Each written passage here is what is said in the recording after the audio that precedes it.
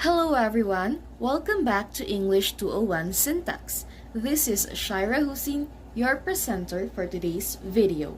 So we're going to talk about derivation and representation in modern transformational syntax by Howard Lasnik. For the introduction, the general issue of derivational versus representational approaches to syntax has received considerable attention throughout the history of generative grammar. Internal to the major derivational approach, transformational grammar, a related issue arises. Are well-formedness conditions imposed specifically at the particular levels of representation made available in the theory, or are they imposed internal to the derivation leading to those levels? This second question will be the topic of this chapter. Like the first question, it is a subtle one, perhaps even more subtle than the first. But since Chomsky, there has been increasing investigation of it. An important argument and evidence have been brought to bear. I will be examining a range of arguments, some old and some new, concerning locality constraints on movement and the property forcing overt movement, especially as this issue arises within the minimalist program of Chomsky. For the locality of movement, subjacency, and the ECP, the apparent contradiction between unbounded movement as in 1 and strict locality as in 2 has long played a central role in syntactic investigations in general and studies of the role of derivation in particular. 1. Who do you think Mary said John likes? 2. Question mark asterisk. Who did you ask whether Mary knows why John likes? Based on the unacceptability of such examples as 2, Chomsky, rejecting earlier views, proposed that a long-distance movement is never possible. One must be the result of a series of short movements that are, for some reason, not available in the derivation of 2. In roughly the terms of Chomsky, movement across more than one bounding node is prohibited by subjacency, and S is a bounding node. Consider 3 a representation of 1, with the successive positions of who indicated by T-trace. So this is sentence 3. Who do you think Mary said John likes? Movement is via comp. Given the praise structure, for S to comp S in 2, on the other hand, the lower comps are occupied as shown in 5. Who you ask whether Mary knows why John likes. Therefore, subjacency is necessarily violated. The moment of who must have been in one long step, crossing 3 S's on the way. Immediately, a question arises about long movement out of certain non-islands. Sentence 6. Who do you think that Mary said that John likes? 6 has the grammaticality status of 1, but does not seem relevantly different from 2 in its structure. Sentence 7. Who you think that Mary said that John likes? Chomsky's solution to this problem was a strictly derivational account of locality effects, though he did not make a big fuss about it at the time. The proposal was that, in the course of the syntactic derivation, the structure of 6 is identical to that of 1, namely, movement proceeds via successive comps in both derivation. The difference is that, in 6, at a very late level in the derivation, the non-matrix comps are spelled out as that. Thus, at that late level, subjacency appears to be violated, even though in the course of the derivation, every step is legitimate. This is the paradigmatic type of situation Chomsky frequently alludes to in his recent writings, when he argues for a derivational approach to syntax. Sentence 8. Which problem do you wonder whether Mary solved? Sentence 9 asterisk. How do you wonder whether Mary solved the problem? Huang, extending ideas from Chomsky, appealed to the empty category principle, or ECP, a constraint independent of subjacency, demanding locality between a non-argument trace and its antecedent. 9 is then worse than 8, because 8 violates only subjacency, while 9 violates both subjacency and the ECP. Now, notice that by the above reasoning, the ECP2 must be satisfiable, online, or 10 would incorrectly be assigned the status of an ECP violation. Sentence 10. How do you think that Mary solved the problem? Lasnik and Saito developed Wang's ideas further, explored the ECP requirements of intermediate movements positions. Consider the unacceptable long movement in 11. Sentence 11. Asterisk, how do you wonder whether John said that Mary solved the problem? In the derivation of 11, movement can proceed via the lower comp, as in 10. This step is clearly licit, and the adjunct trace in the lower clause must be in satisfaction of the ECP. Given the grammaticality of 10, the next step of movement is in violation of subjacency, but the descriptive problem is that 11 is worse than a mere subjacency violation, as in the structurally parallel 12. Sentence 12. Question marks. Which problem do you wonder whether John said Mary solved? Following Chomsky's proposal adopted by Wang that the ECP is specifically a requirement on traces, Lasnik and Saito concluded that even intermediate traces must satisfy the requirement must be properly governed. Moving on to constraints on adjunct movement, representational and/or derivational. The analysis provided by Lasnik and Saito has clear implications for the derivation versus representation issue. They argued that the proper government requirement must be satisfied specifically at levels S structure or LF, and not at arbitrary points of the derivation. Chomsky offers an alternative derivational approach to the locality constraints on adjunct movement. Chomsky rejects the representational stipulation that gamma marking is only at levels. The crucial example to consider is 11, which I argued above is ruled out on the representational approach but incorrectly allowed on the derivational approach. At this point, I slightly alter the structures of the relevant sentences in accord with the extended X theory introduced by Chomsky. Chomsky proposes that S is actually CP, the maximal projection of comp, and S is actually IP, the maximal projection of the tense agreement inflectional element of the sentence. WH movement is then not literally to C, but rather to spec of C in accord with the generalized structure preservation constraint. Note in passing that this renders the acceptable 15 straightforwardly unproblematic. On these assumptions, presence or absence of that is evidently irrelevant. Though Chomsky's minimality condition on proper government, which I will put aside here, makes it relevant again in certain circumstances. 11 then has 17 as one step in its derivation, and at that point in the derivation, the initial trace can be gamma marked. 17. Do you wonder whether John said how Mary solved the problem? 18. Adjuncts must be fully represented. The intention of 18 is that every step of the adjunct movement must leave a trace, and none of these traces can be deleted. Thus, the condition of 17 will necessarily be 19, and T will necessarily be in violation of the ECP unoffending trace. In Lasnik and Saito's term, 19. How do you wonder whether John said Mary solved the problem? For argument movement, the variable trace must of course be present, but nothing including 18 demands that intermediate traces be present. Parallel to 19, we thus can have 20 with the structure 21, where the offending trace T is deleted. 20. Which problem do you wonder whether John said Mary solved? 21. Which problem do you wonder whether John said Mary solved? As noted above, the long argument movement in 20 is not perfect, but is not nearly as degraded as long adjunct movement.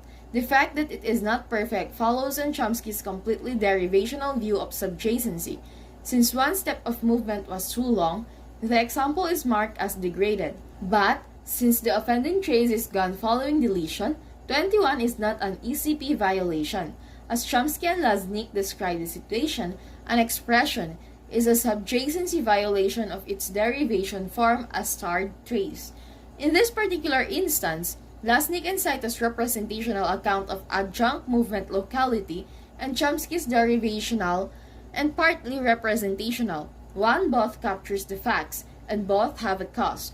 For the former, the cause is the stipulation that gamma marking is strictly representational, operating only at levels. For the latter, it is 18, which is evidently relevant solely for the phenomenon at issue. Intermediate trace deletion and economy. Chomsky proposes a more general way of capturing the effects of 18. Following Chomsky, for correctness, suppose that a trace in violation of the ECP is marked asterisk. Further, continue to assume that deletion is one of the operations affecting phrase markers, but abandon the assumption that movement only optionally leaves a trace. Rather, if a trace is missing in a position from or through which movement has taken place, it is by virtue of deletion. What is then at issue is a deletability asymmetry between intermediate traces in adjunct chains and those in argument change. Subjacency remains strictly derivational. A long movement, even of an argument, causes some degradation of the sentence, as we have seen. Thus, it is evidently not the LF representation that is responsible for determining violation of subjacency. Rather, violation is determined online. This is all rather standard in Chomskyan work of the last several years. Interestingly, if we look back 2 decades before that, we can find a paradigm intriguingly parallel to the one arguing that the proper treatment of the ECP is partly representational.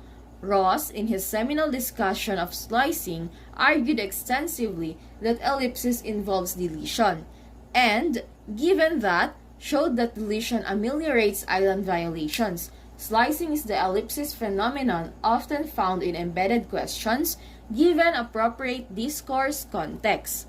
Sentence 22. Mary hired someone. Tell me who Mary hired. In 22, the WH movement has been internal to one clause. Slicing is also possible when the WH movement has been long distance, such as 23. I heard that Mary hired someone. Tell me who you heard that Mary hired. Now notice that if the long movement is out of an island, in this case an adjunct island, the usual degradation is significantly lessened in the slicing construction. 24. I resigned because Mary hired someone. Tell me who you resigned because Mary hired. Tell me who. If slicing is indeed a deletion phenomenon, as Ross argued, then 24 provides evidence that subjacency violation is not determined strictly online. This is because sliced and non-sliced versions of 24 are identical throughout the syntactic portion of the derivation, and in particular at the point in the derivation where the excessively long step of movement takes place. The improvement created by slicing suggests that a subjacency violation, rather like an ECP violation, places an asterisk at some specific place in the structure, perhaps on the constituent constituting the island, rather than on the trace, in order to maintain the distinction between subjacency violations and ECP violations. Deletion of the island then eliminates the asterisk. If deletion is a PF process, then, rather curiously, we are led to the tentative speculation that it is the PF level that ultimately determines subjacency violations, while, as we saw, it is the LF level that ultimately determines ECP violations, when derivational locality is obscured by later operations. Viewed derivationally, computation typically involves simple steps expressible in terms of natural relations and properties, with a context that makes them naturally wiped out by later operations, hence not visible in the representations to which the derivation converges. Thus, in syntax, crucial relations are typically local, but a sequence of operations may yield a representation in which the locality is obscured. Head movement, for example, is narrowly local, but several such operations may leave a head separated from its trace by an intervening head. This happens, for example, when n incorporates to v, leaving the trace tn, and the vn complex then raises to I. Leaving the trace tv, the chain ntn at the output level violates the locality property, and further operations, say XP fronting, may obscure it even more radically, but locality is observed in each individual step, according to Chomsky. Consider the structure at issue, where for concreteness, I assume that V right adjoins to I, and complements R to the right of heads. Chomsky's assumption, which I share, is that in this configuration, N is too distant from its trace to satisfy the head movement constraint, or whatever it derives from. At the immediately prior point on the derivation, however, HMC is evidently satisfied. At this stage of the derivation, N is attached to the next head up from its trace, so there is no intervening head. The locality demanded by HMC obtains, but as Chomsky notes, the next local step of movement has the effect of obscuring the locality of the first step. If we examine the LF output to determine locality satisfaction, we would incorrectly exclude 25, or so it seems. One can, however, imagine a representational alternative. True, in 25, the V trace intervenes between the moved N and its trace. But what exactly is the V trace? Chomsky, among others, has argued that a trace in a position is a copy of the item that moved from that position. Locality and reconstruction. There is also evidence that, as Chomsky himself suggests, a trace is indeed a copy of the moved item. This assumption is clearly necessary for the representational treatment of ECP satisfaction in the head movement case under consideration. The evidence comes from so-called reconstruction effects, where for certain purposes, especially those having to do with an aphoric connection, a moved item behaves as if it were in the position of one of its traces. Bars provides an extensive discussion of such phenomena, and Chomsky concludes from them that traces are copies and that they exist at LF, the level of representation that Chomsky takes to be relevant to binding theory. 28 is based on one of Chomsky's examples of a standard type. Sentence 28. Mary wondered which picture of himself Bill saw. The point is that Bill can serve as the antecedent of himself in 28, even though Bill does not seem to see command himself. Chomsky's analysis of this fact relies on the trace being a copy of the moved item. Abstracting away from details that are irrelevant here, the binding requirement of the anaphor himself is satisfied by virtue of the copy of himself in that trace. On this approach, at least initial traces exist at LF, and they are copies. With respect to intermediate traces, there is evidence like that in 28, for the existence of such traces and for their status as copies. But, as we will see, the evidence will actually run counter to the conclusion based on the adjunct argument asymmetry. First, the evidence for intermediate traces. Bars observes that the kind of reconstruction effect with respect to initial position seen in 28 also arises with respect to the intermediate position. Consider 29, whose derivation involves successive movement. Sentence 29. Which picture of himself does Mary think that John said that Susan likes? Obviously, with the WH phrase in its surface position, himself is not in an appropriate C-command relation with its antecedent John. Further, the initial position of the WH phrase, object of the most deeply embedded verb, has himself too distant from John, as evidenced by 30. Sentence 30. Asterisk, Mary thinks that John said that Susan likes picture of himself. The appropriate position seems to be spec of the lowest CP, as seen in the approximately parallel 31. Sentence 31. Mary thinks that John said that pictures of himself Susan likes. A trace in the intermediate position would thus provide the necessary structural relation to license the anaphoric connection. The nature of strong features. There are further phenomena that might bear on the question of representational versus derivational approach to strong features. The derivational approach outlined above demands that a strong feature triggering overt movement is always a feature of the position that an item is moving to a feature of an attracting head. This is so since a strong feature in an item that will move would virtually never be able to eliminate it before that item is embedded by a generalized transformation in a larger structure. The derivation would therefore fatally terminate before feature ever had a chance to be checked and deleted.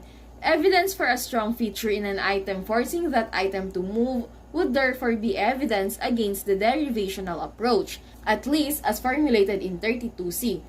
Certain ellipsis paradigms provide such evidence, at least on the face of it. I turn to one such paradigm now involving pseudo-gapping. 41 represents a few examples of pseudo-gapping from the classic study by Levin.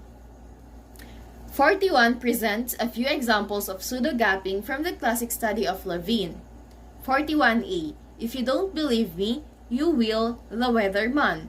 41B. I rolled up a newspaper and Lynn did a magazine. 41C. Kathy likes astronomy but she doesn't meteorology. Summary. In summary, the issues of derivation versus representation in transformational grammar turned out to be every bit as subtle as it seems that it would. But there is some reason for optimism that the topic is not completely intractable. Consideration of certain movement locality asymmetries. Adjunct versus argument, full form versus elliptical, at least help bring the issue into sharper focus. Those locality effects seems to demand a hybrid account that is crucially derivational, measuring length of each successive step of movement, but is partly representational as well, inspecting the LF and PF representations for violation markers. The attempt to reconcile the treatment of long adjunct or argument movement asymmetry with intermediate position reconstruction effects led to the tentative conclusion that binding conditions are satisfied derivationally. Also, derivational is the third of Chomsky's three analyses of the strong features which provides the driving force for overt movement.